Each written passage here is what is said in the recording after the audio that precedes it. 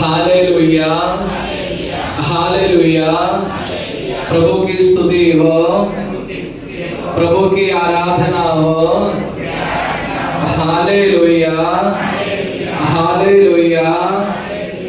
प्रभु यीशु मसीह में मेरे प्यारे माता पिताओं, भाई बहनों एवं मेरे प्यारे बच्चों, आज से हम पुनरुत्थान काल के 6वें सप्ताह में प्रवेश कर चुके हैं। और आज के इस समाचार में हमने पढ़ के सुना है कि प्रभु यीशु मसीह पिता परमेश्वर से प्रार्थना करते हैं कि जैसे मैं और आप एक हैं, उसी प्रकार सभी लोग एक भावे, यानी मैं और पिता कैसे एक बनते रहता है, उसी प्रकार सभी लोग एक होना चाहिए। यानी प्रभु एकता के लिए प्रार्थना करते हैं। और मैं आपसे एक प्रश्न पूछना चाहता हूं कि आज हमने कौन सा समाचार पढ़ के सुना है? आज मैंने कौन सा समाचार पढ़ा? मत्ती, मार्क, लूक, यूहन्ना, कौन सा समाचार से पढ़ा आज? संदर्भ यूहन्ना के समाचार से पढ़ा। कौन सा अध्याय? कौन सा अध्याय पढ़े? अध्याय 17। यानी अध्याय 17 यानी प्रभु की पुरोहिताई प्रार्थना के रूप में माना जाता है, नहीं तो जाना जाता है, the priestly prayer of Jesus. इसी प्रकार ये जो चैप्टर जाना जाता है, क्योंकि ये जो अध्याय में हमको देखने के लिए मिलता है कि प्रभु 3 प्रकार के लोगों के लिए प्रार्थना करते हैं। कौन कौन है वो 3 प्रकार के लोग? पहले प्रभु यीशु मसीह खुद के लिए प्रार्थना करते हैं, यानी अपने लिए। और दूसरा, अपने शिष्यों के लिए प्रार्थना करते हैं। और तीसरा, सारे दुनिया के लिए, सारे संसार के लिए प्रभु यीशु मसीह प्रार्थना करते हैं। यानी पहले प्रभु ने क्या किया? खुद के लिए, अपने लिए प्रार्थना किया। और हमें से कुछ लोग ऐसा सोचते हैं, क्यों प्रार्थना करना है? प्रभु को तो सब कुछ समझता है, पर क्यों प्रार्थना करना है? क्यों चर्च जाना है? प्रभु तो सभी जगह पे रहते हैं, फिर क्यों चर्च जाके प्रार्थना करना है? नहीं तो क्यों प्रार्थना करना चाहिए? तो मुझे यही बताना चाहता हूँ, प्रभु यीशु मसीह खुद के लिए प्रार्थना की। हम तो प्रभु से बढ़कर नहीं है। प्रभु तो खुद के लिए प्रार्थना किए हैं, हम तो प्रभु से बढ़कर नहीं है। नहीं तो प्रभु को जो संबंध है, रिश्ता है, रिलेशन है पिता के साथ, उससे बड़ा संबंध हमको पिता परमेश्वर के साथ नहीं है। यानी ऐसा प्रार्थना करने से हमारा संबंध, हमारा रिश्ता दृढ़ बनते हैं। तो मुझे यही कहना चाहता हूं कि हमको प्रार्थना करना चाहिए खुद के लिए, अपने लिए हमें प्रार्थना करना चाहिए, क्योंकि प्रभु ने ही खुद के लिए प्रार्थना करके हमें सिखाया है। तो हम हमारे लिए, अपने लिए प्रार्थना करना चाहिए। और दूसरा, प्रभु किसके लिए प्रार्थना किया? अपने पास के लोगों के लिए, नजीक के लोगों के लिए, यानी शिष्य लोगों के लिए प्रार्थना किया। और तीसरा लोग कौन है? सारे दुनिया के लोगों के लिए, सारे संसार के लोगों के लिए, सारे संसार के लिए प्रभु ने प्रार्थना किया। तो हमें भी एक प्रार्थना का जो मॉडल है, हमारे जिंदगी में भी अपनाना चाहिए। जब हमको ऐसा लगता है कि क्या प्रार्थना करना है, तो हमको यही मॉडल हमारा प्रार्थना में उतारना चाहिए कि सबसे पहले हमको किसके लिए प्रार्थना करना चाहिए? खुद के लिए, अपने लिए प्रार्थना करना चाहिए।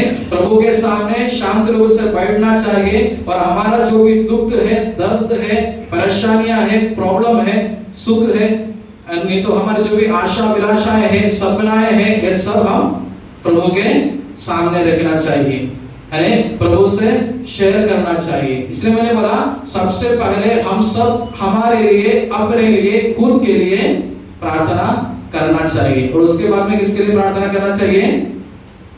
अपने पास के लोगों के लिए, नजीक के लोगों के लिए। तो प्रभु ने शिष्य लोगों के लिए प्रार्थना किया, तो हम किसके लिए प्रार्थना करेंगे? हमारे परिवार के लोगों के लिए, जो हमारा पास के लोग हैं, नजीक के लोग हैं। तो हम हमारे परिवार के लोगों के लिए, पापा मम्मी के लिए, भाई बहन के लिए, बच्चों के लिए, आजी आजोबा के लिए, नहीं तो हमारे रिश्तेदारों के लिए, जो भी हमसे निकट है, हमारे नजीक है, उन सभी लोगों के लिए हम प्रार्थना करना चाहिए। हम खुद के लिए प्रार्थना करते हैं, उसके बाद में हमारा पास के लोगों के लिए, नजीक के लोगों के लिए, निकट के लोगों के लिए, हमारे प्रियजनों के लिए हम प्रार्थना करना चाहिए। और उसके बाद में तीसरा, हम सारे संसार के लिए प्रार्थना करना चाहिए। इस दुनिया में रहने वाले सभी लोगों के लिए हम प्रार्थना करना चाहिए, क्योंकि प्रभु ने ही हमें यही सिखाया और प्रभु ने ही सारे संसार के लोगों के लिए प्रार्थना किया। तो हम सब प्रभु के शिष्य लोग हैं, तो हमें भी यही समझना चाहिए, यही सीखना चाहिए। हम भी एक दूसरे के लिए, सारी संसार के लिए प्रार्थना करना चाहिए। तो हमें ऐसा लगता है कि क्या प्रार्थना करना है, कैसे प्रार्थना करना है, तो कम से कम एक तो मॉडल को हम अपने प्रार्थना में उतारना चाहिए कि सबसे पहले हम अपने लिए, खुद के लिए प्रार्थना करें, उसके बाद में हमारे नजीक के लोगों के लिए, हमारे प्रियजनों के लिए प्रार्थना करें, और उसके बाद में सारे संसार के लोगों के लिए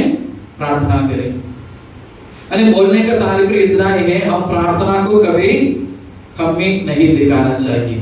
कुछ प्रार्थना करने से कुछ कमी होता है, कुछ कम होता है, ऐसा ये जो एटीट्यूड है, मनोभाव है, ये हमको दिखाना नहीं चाहिए। क्योंकि हमको मालूम है एक अंधे व्यक्ति को जब प्रभु के सामने लेके आया, प्रभु उससे क्या प्रश्न पूछते हैं?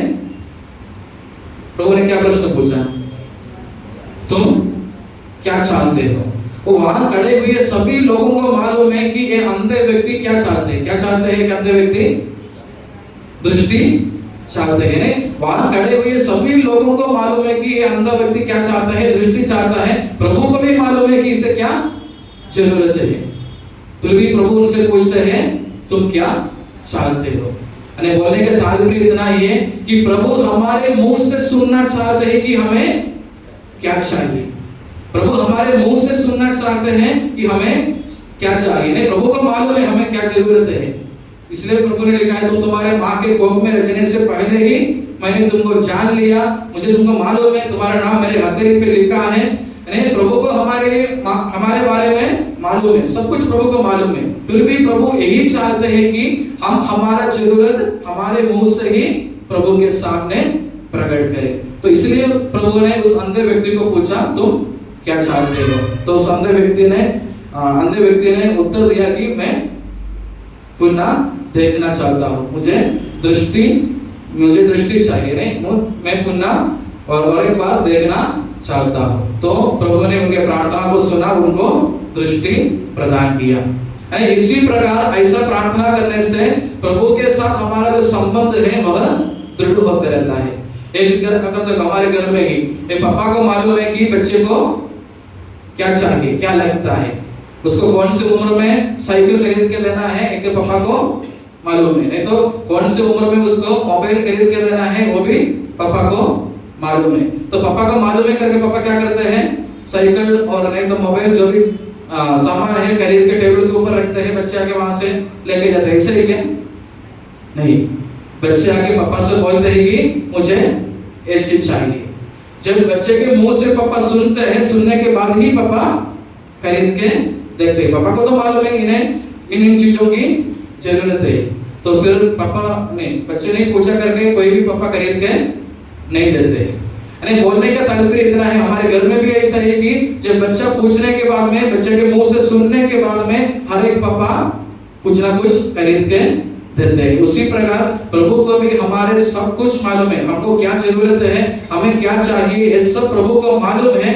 फिर भी प्रभु हमारे मुंह से यह सुनना चाहते हैं कि हमें क्या चाहिए। इसलिए हमें प्रार्थना करना बहुत जरूरी है।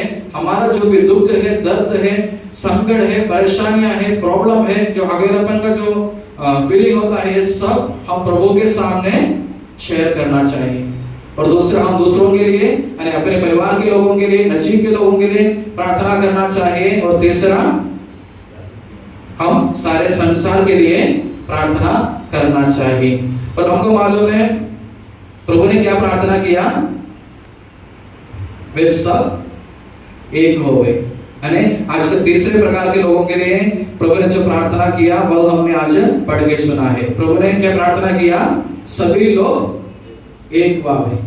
यानी सब लोग कैसे एक होते हैं? एक साथ चलने से एक होते हैं क्या? एक जैसे दिखने से, एक जैसे बैठने से, एक जैसे चलने से, एक साथ रहने से, एक साथ घूमने फिरने से एक होते हैं? नहीं होता है। अगर हम एक साथ रहने से एक होते तो हम हॉस्टल में देखो, नहीं तो घर में देखो हम सब एक साथ रहते हैं, इसका मतलब ये नहीं कि हम एक है। नहीं तो एक बस में बहुत सारे लोग एक साथ यात्रा करते हैं, उसका मतलब ये नहीं कि सब एक है। यानी एक साथ रहने से, नहीं तो एक साथ चलने से, घूमने फिरने से, खाना खाने से, रहने से हम में से कोई भी एक नहीं बनता। हम कैसे एक बनता है?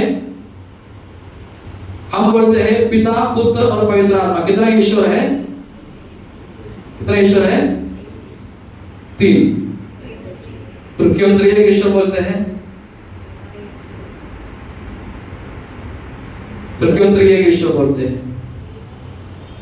पिता, पुत्र और पवित्र आत्मा एक ही है। कहां एक बनते हैं उन लोग? कहां एक बनते हैं? प्यार में एक बनते हैं। पिता परमेश्वर का प्यार है प्रभु ईसा मसीह, और पिता परमेश्वर प्रभु ईसा मसीह का प्यार है पवित्र आत्मा। यानी प्यार में ये तीनों व्यक्ति एक रहते हैं, एक होते हैं। और हम भी कहां एक रहना चाहिए? प्यार में एक रहना चाहिए। यानी हम सब कैसे एक बनते हैं? जब हमारे बीच में प्यार रहते हैं तो हम एक बनते हैं। प्यार में हम सब एक होना चाहिए, एक बनना चाहिए। इसलिए प्रभु ने प्रार्थना किया कि जैसे मैं और पिता एक है, उसी प्रकार सभी लोग एक होना चाहिए। लेकिन जो प्रार्थना प्रभु ने 2000 वर्ष पहले किया, वो प्रार्थना आज भी पूरा होएगा क्या? नहीं हुआ, अधूरा है। यानी प्रभु ने 2000 वर्ष पहले जो प्रार्थना किया कि जैसे मैं और आप एक ही है, उसी प्रकार सारे मानव जाति यानी सारे लोग एक हुए, वो प्रार्थना आज भी अधूरा है। यानी आज भी हम कुछ ग्रुप बनते रहते हैं, हम नहीं तो कुछ रिलीजन के धर्म के ग्रुप रहते हैं, नहीं तो कास्ट के ग्रुप रहते हैं। सब हम कुछ ना कुछ ग्रुप में रहते हैं। हम सब अभी तक प्यार में एक नहीं बने। अगर प्यार में हम सब एक रहते हैं तो कहां भी कुछ झगड़ा नहीं होता। क्यों झगड़ा होता है? कहां झगड़ा होता है? वहां प्यार का कमी है। तो इसलिए हमने बोला कि हमको कहां एक रहना चाहिए, कहां एक होना चाहिए, एक बनना चाहिए। हमें प्यार में एक बनना चाहिए। और ऐसा प्यार में एक बनने से क्या होता है? ऐसा प्यार में एक बनने से क्या होता है? आज के समाचार में हमने पढ़ के सुना है कि सभी लोगों को पता चलता है कि मैं प्रभु हूं।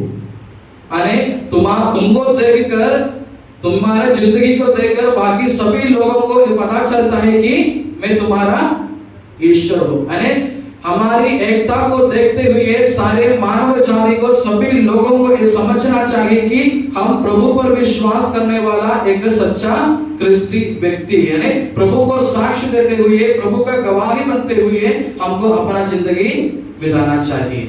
और दूसरा क्या है? प्रभु क्या प्रार्थना किया?